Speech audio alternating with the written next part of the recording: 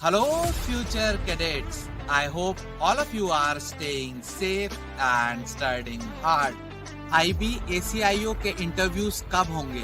Interviews में कैसे सवाल पूछे जाएंगे? साइकोमेट्रिक टेस्ट जो हुआ था उसके रिजल्ट्स की क्या वैल्यू है?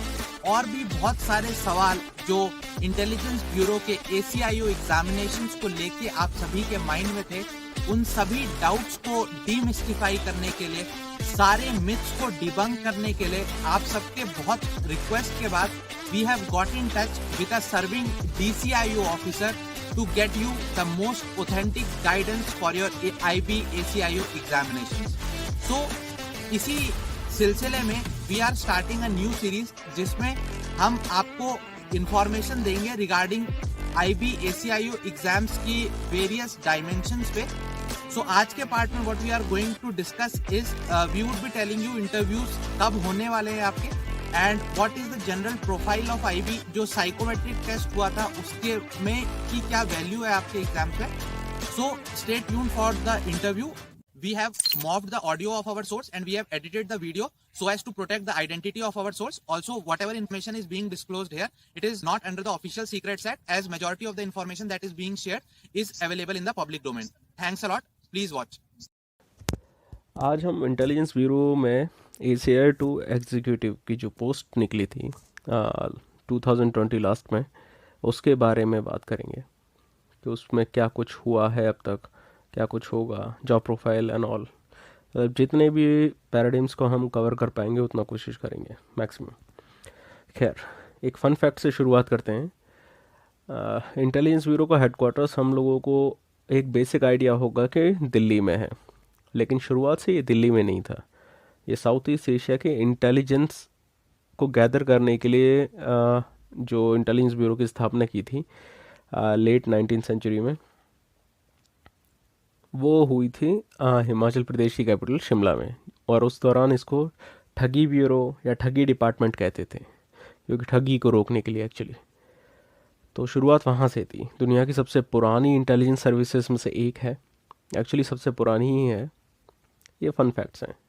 एंड देन इवेंचुअली ये बढ़ता गया और फिर जब कैपिटल दिल्ली में शिफ्ट हुई 1911 में, देन उसके बाद इसका हेडक्वार्टर्स को दिल्ली में शिफ्ट किया गया. खैर, अच्छा, अभी हम बात करते हैं इसके कैडर्स के बारे में.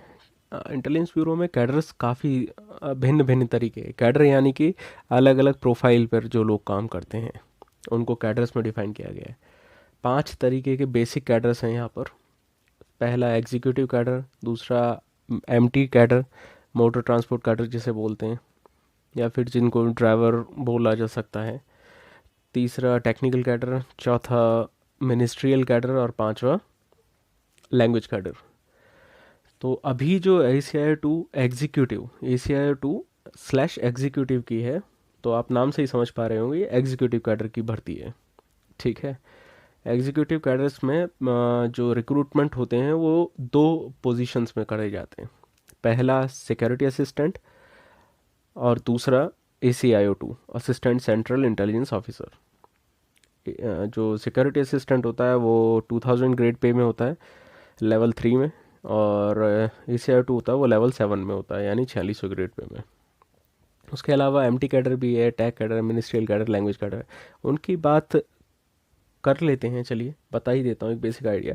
MT कैडर में जो रिक्रूटमेंट होता है वो ऐसे MT से होता है, सिक्योरिटी असिस्टेंट/MT. ये पोस्ट होती है, सबसे लोअर मोस्ट पोस्ट है इंटेलिजेंस ब्यूरो में ये. टेक्निकल कैडर में 2 पोस्ट पे रिक्रूटमेंट होता है. एक होता है JIO 2 और एक होता है DCIO टेक. JIO 2 का मतलब है junior intelligence officer second, grade second, और इसका पे स्केल होता है लेवल 4 का, और पे लेवल जो होता है या फिर 2400 ग्रेड का. और DCIO टेक होता है, ये गैजेटेड पोस्ट होती है, डायरेक्ट रिक्रूट होते हैं, UPSC के द्वारा लिया जाता है रिक्रूटमेंट इनका. और ये लेवल 10 की पोस्ट होती है या फिर 5400 ग्रेड पे की पोस्ट होती है. मिनिस्ट्रियल में 2 पोस्टों पर रिक्रूटमेंट होता है आमतौर पे. JSA होता है lower divisional clerk, LDC, 1900 grade pay होता है इसका, लेवल 2. और assistant section officer ASO 4600 level 7 पे.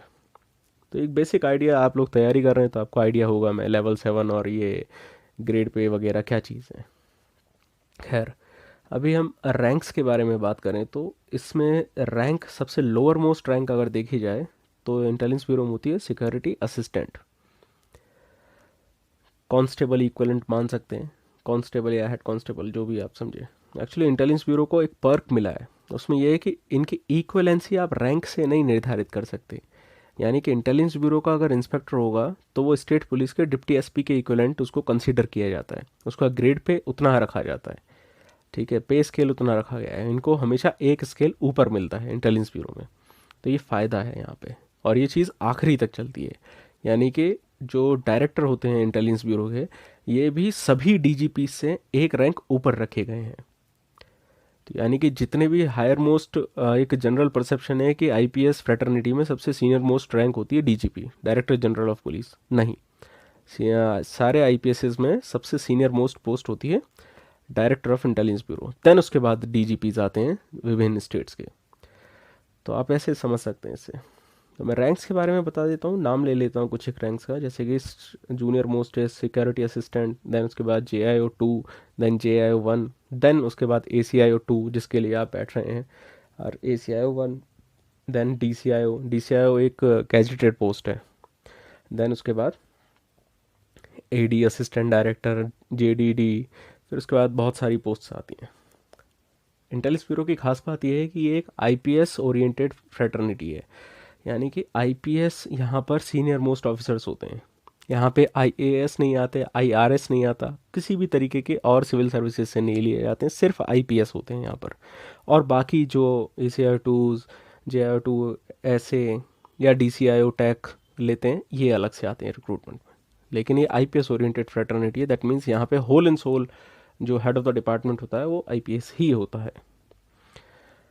इसके फ़ायदे भी बहुत हैं, तो इसके बारे में हम आगे बात करेंगे। ठीक है, अब हम आते हैं इंटरव्यूज़ पे।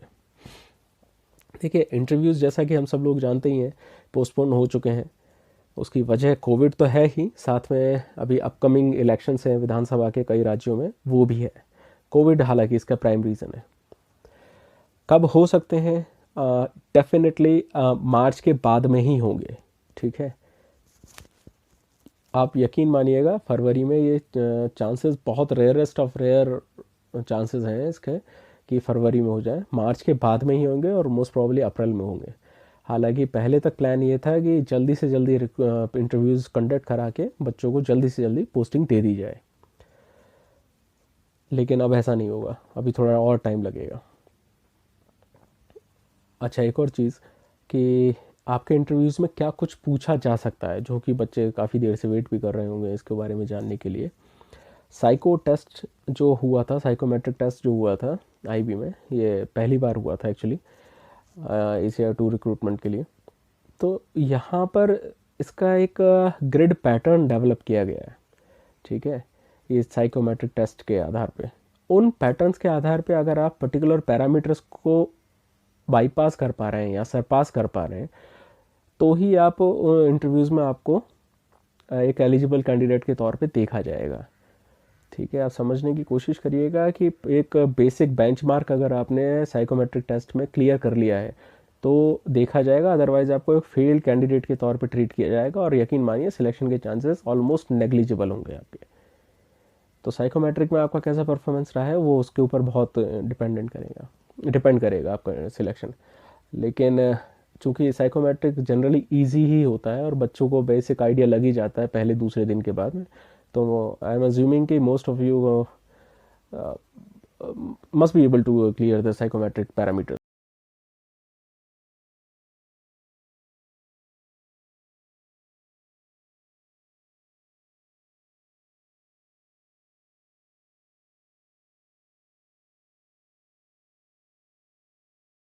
को थोड़ा सा कठोर लग सकता है।